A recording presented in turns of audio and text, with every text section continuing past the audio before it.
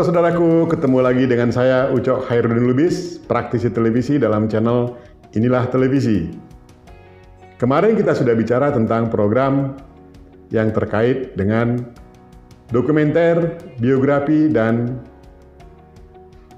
dokumentasi drama atau dokudrama. Kali ini kita akan berbicara tentang talk show. Bagaimana menjadi sutradara program talk show. Program talk show adalah bagian dari program kelompok yang sedang terjadi, termasuk berita dan pitches. Akan tetapi, isi dari talk show bisa saja sudah berlalu, tapi masih hangat untuk dibicarakan. Program talk show adalah sebetulnya program bagaimana menyampaikan sesuatu, bagaimana satu orang atau lebih menyampaikan sesuatu dalam layar televisi. Seperti kuis juga disebut talk show, wawancara talk show, penyiar berita talk show, statement talk show, reportasi talk show. Intinya program orang ngomong itu disebut talk show. Sederhana sekali gitu, sederhananya begitu. Ada 3 hal yang paling penting dalam program talk show. Yang pertama, presenternya. Yang kedua, narasumbernya. Yang ketiga adalah konten yang akan dibahas dalam talk show itu.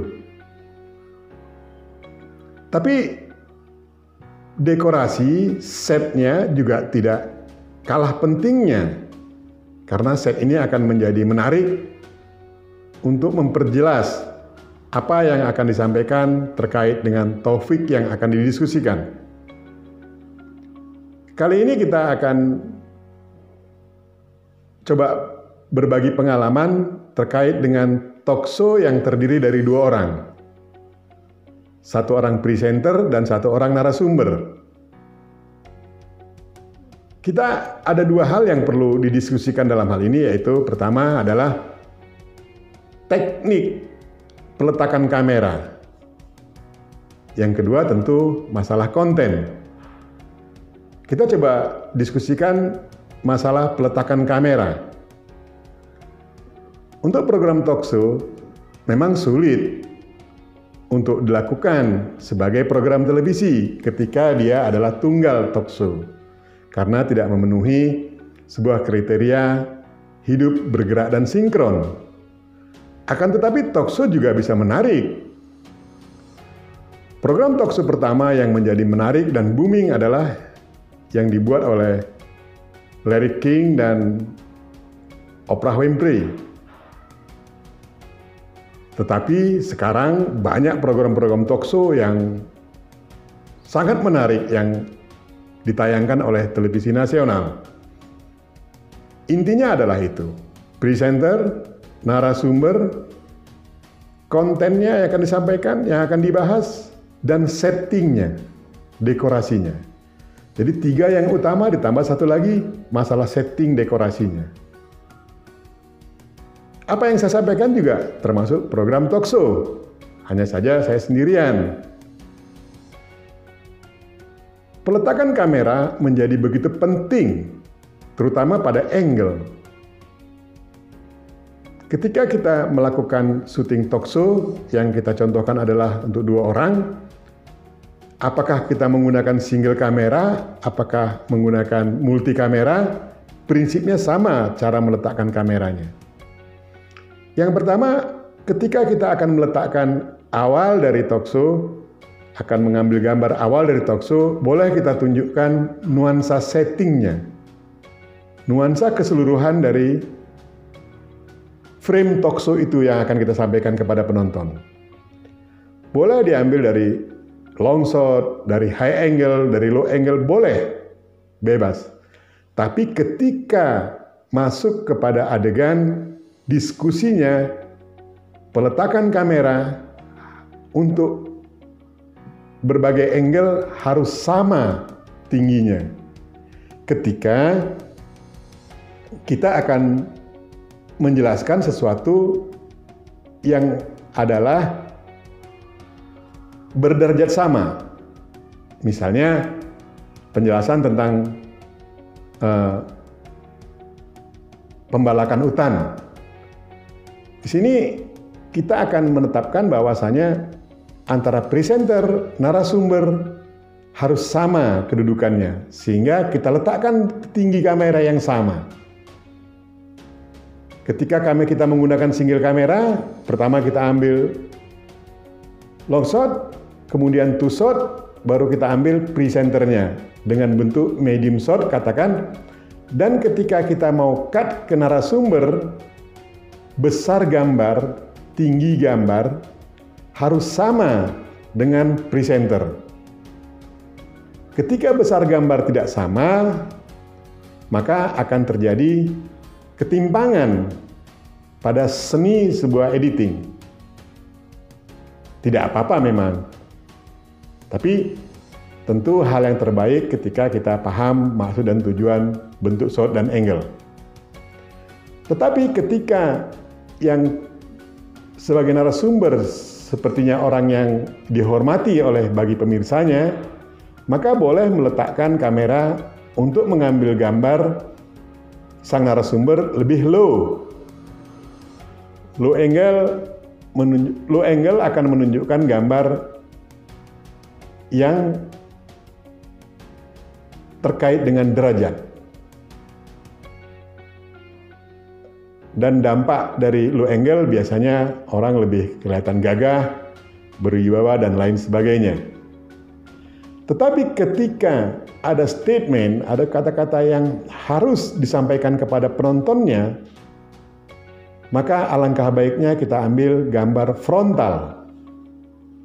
Misalnya, presenter akan menyampaikan, akan membuka acara. Gambar frontal lebih baik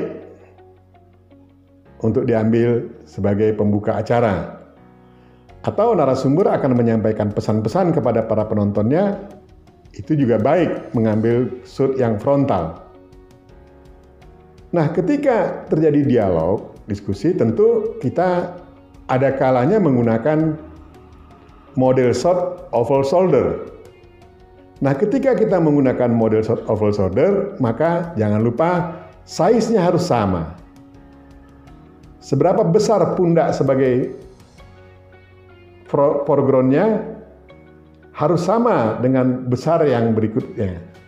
Artinya ketika kita ngambil presenter dengan menggunakan foreground pundak narasumber, maka pundak narasumber siogianya sama dengan pundak presenter nantinya, sehingga mendapat gambar yang sama. Pada pembelajaran saya ketika saya dalam pendidikan, ada syarat khusus untuk menentukan kursi presenter. Tapi itu sebuah pelajaran, sebuah teori yang bisa diikuti, bisa juga tidak. Tapi teori-teori biasanya sudah melalui kajian-kajian yang mendalam sehingga ditelurkanlah sebuah teori yang diikut oleh praktisi televisi yang betul-betul profesional. Contohnya adalah kursi presenter atau narasumber itu selalu kursi yang dilengkapi dengan bisa ditinggikan dan bisa direndahkan dan bisa berputar. Untuk apa maksudnya? Agar supaya ketika presenter kelihatan lebih kecil ukuran badannya dengan narasumber, maka presenter bisa ditinggikan kursinya. Atau sebaliknya. Nah, kenapa kursinya perlu bisa diputar? Karena ada kalanya presenter harus menghadap frontal kepada kamera. Dan demikian juga narasumber. Teknik peletakan peletakan lighting juga penting. Karena kalau tidak, ketika terjadi cut to cut antara narasumber dengan presenter, dengan sumber lampu yang tidak sama, maka akan terjadi disebut sebagai jumping color. Kewajaran lampu sangat dibutuhkan di sini, tentu untuk menjelaskan keberadaan pada keseluruhan set. Gunakan dua backlight. saran saya, set lampunya gunakan 2 backlight. 1 backlight untuk presenter, 1 backlight untuk narasumber. Demikian juga key light-nya. Masing-masing memiliki key light. Dan juga fill light. Baru kita bangun lampu yang lain untuk menjelaskan gambar pada keseluruhan. Nanti kita pelajari tentang terang gelap. Tapi paling tidak kita sudah pernah berdiskusi tentang bagaimana set lighting. Jangan terlalu banyak ornamen dekorasi karena mengacaukan. Karena apa yang disampaikan presenter dan disampaikan narasumber adalah sebuah statement. Sebuah pernyataan-pernyataan yang semuanya penting. Program ini akan menjadi program yang menarik ketika kajian kontennya secara menyeluruh. Sehingga apa yang akan didiskusikan benar-benar sebuah kebutuhan bagi masyarakat penontonnya. Usahakan warna pakaian antara presenter dengan narasumber harus bersesuaian. Jangan kita bicara tentang pembalakan hutan tapi presenternya menggunakan pakaian yang begitu mewah. Sementara narasumbernya juga demikian. Atau terlalu sederhana, tidak baik juga. Karena kenapa? Orang melihat televisi kepingin lihat yang indah-indah dengan tidak melupakan kewajaran. Bangun kepercayaan kepada penonton kita bahwa apa yang disampaikan oleh presenter dan disampaikan narasumber kita adalah sebuah kebenaran dan memang tidak boleh berbohong. Sehingga akan menjadi acuan bagi para penonton langkah apa yang diambil terkait dengan pembalakan hutan, misalnya begitu. Gunakan angle-angle yang sederhana. Jangan terlalu cut dengan cepat. Biarkan sesekali narasumber ditahan pada shot yang panjang. Akan tetapi beri insert. Beri respon gambar presenternya. Jadi orang kepengen tahu juga. Ketika kita shoot narasumber, kepengen tahu juga bagaimana ekspresi presenter. Jangan lupa, shotnya harus balance. Tidak pun persis sekali, tapi harus balance. Jangan ketika kita mengambil shot narasumber medium shot, kita intercut atau ngambil shot presenter sedang mendengar dalam keadaan close up. Tidak komunikatif nanti gambarnya. Jadi belajar terus tentang diawali dari bentuk-bentuk shot, angle, baru pada 2 orang, dan seterusnya. Sekali lagi, berlatih sangat penting. Berlatih sangat penting. Karena membangun sebuah dialog yang betul-betul komunikatif sepertinya gampang, tetapi sesungguhnya tidak gampang. Kita harus berpikir, pesan ini untuk siapa? Bolehkah talkshow 2 orang berhadapan-hadapan? Boleh. Tapi jadinya program itu adalah coverage, mengcover orang diskusi. Bukan sebuah dialog yang melibatkan masyarakat pendengarnya. Yang sebaiknya adalah tidak saling berhadapan, tapi juga tidak saling berkesampingan. Jadi istilahnya, sudutnya kira-kira 30 derajat.